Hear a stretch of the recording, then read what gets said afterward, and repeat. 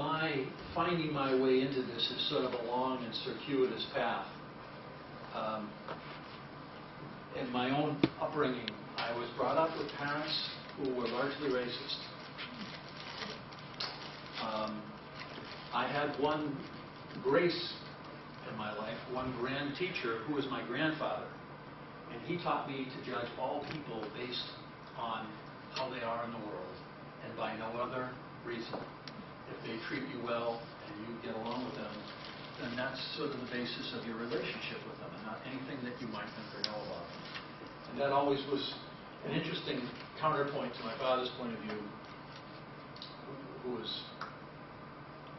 as racist, as sexist, and atheist as you could think possible. He had it. Fortunately, my grandfather was a more powerful influence, probably through his gentleness and compassion, which was more powerful than my father's stridency. So that sets the stage for a number of events that happened in my life, a number of very deep conversations, being a part of the civil rights movement a long time ago and things. But my way into studying this particular culture happened through my interest in the music that comes from other parts of the world than our own. And if you will indulge me for a few minutes, I want to play a piece of music that I heard about 4 or 5 years ago that actually was the thread that drew me into this particular study.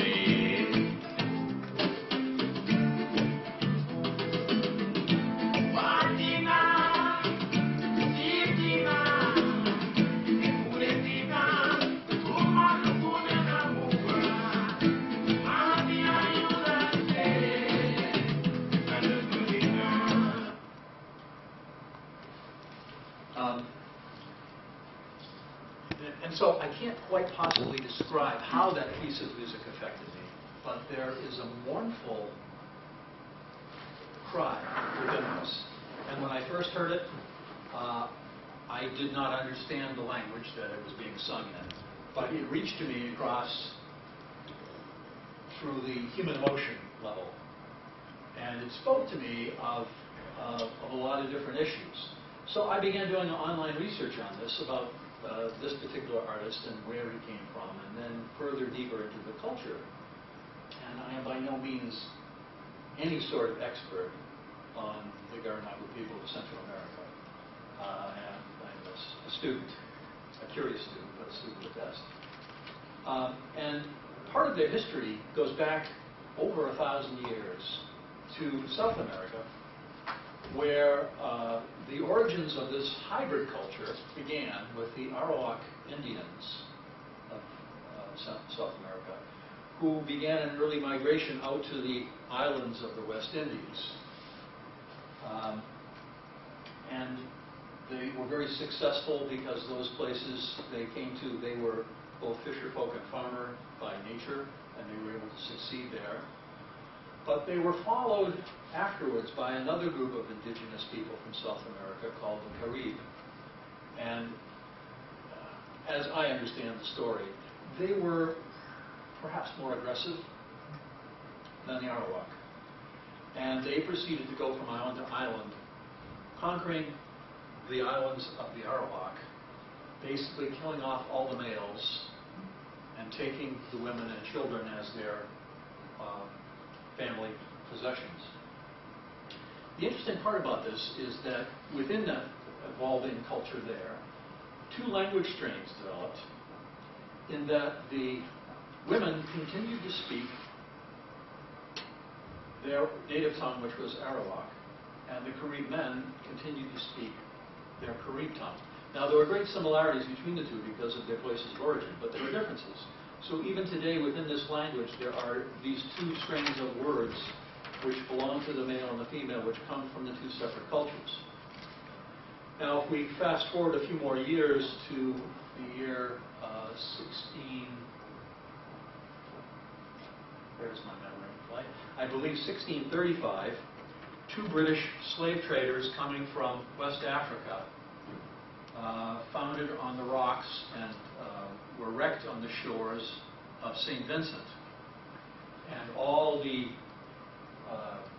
West Africans who were being transported into slavery, perhaps we could already consider them in slavery at that point, were freed by the storm and escaped onto the island and were given hospitality and welcome by the people that were there.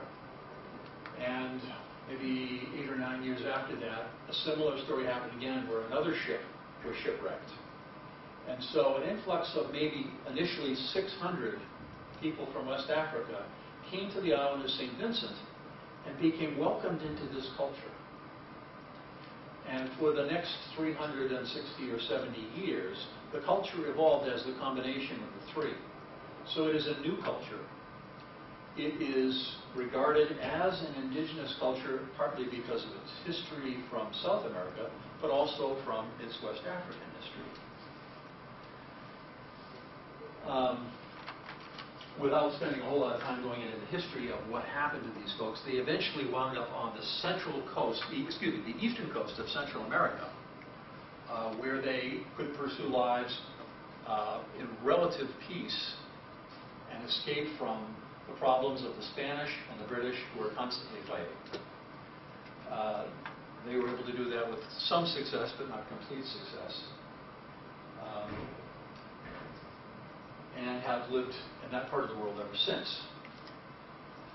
And if we fast forward now to the 20th century, we can still see some of the effects of their previous existence of trying to avoid being involved with the wars with the Spanish or the wars with the British in both places. Now, in many cases, they were forced into fighting. But in Nicaragua especially, the people on the eastern coast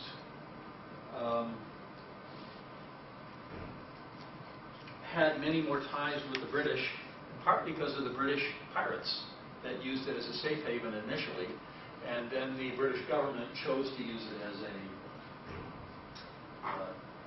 jumping off point for their own trying to stop Spanish colonial expansion. So from the time of that struggle between the British and the Spanish onward, there developed a hatred between the western coast of Nicaragua, which was largely Spanish and Spaniards who had intermarried with the indigenous people there, and the people that lived on the east coast. And for the most part, they were separated by huge mountains, rivers, impenetrable jungles, and so there wasn't a lot of interaction until the 20th century. But the distrust and the hatred from the colonial powers on the west towards the indigenous people largely living on the east was manifested and maintained. So the Garifuna, being one of several indigenous cultures in Nicaragua on the east coast, became a victim of that post-colonial heritage that came from the Spanish conquistadores originally. And even after they had left and left their minions in power, the system, as we know, this works all over the world, post-colonial powers leave their imprint so that the people left behind tend to follow in place. There's hierarchies established, and the hierarchies tend to maintain the people in the lowest place where they are. So within Nicaragua, there was a history of prejudice that comes from a conflict that is now lost in history. Like many of the others, people maintain grudges and hatreds